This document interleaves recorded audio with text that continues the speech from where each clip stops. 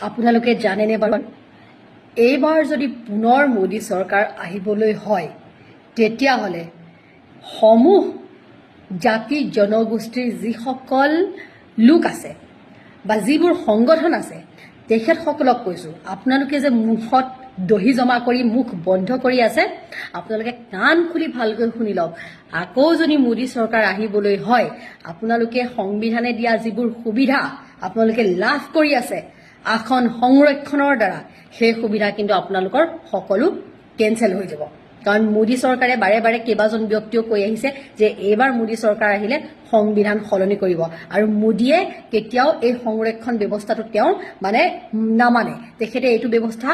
কেতিয়াও মানি নলয় সেইকাৰণে তেওঁলোকে চৰকাৰী পক্ষৰ সমূহ চাকৰি তেওঁলোকে কেনচেল কৰি কৰি সকলো ব্যক্তিগতকৰণ কৰিছে কাৰণ ব্যক্তিগতকৰণত কোনো আসন সংৰক্ষণৰ কথা আহি নপৰে এই কথাবোৰ যিমান সোনকালে আপোনালোকৰ এই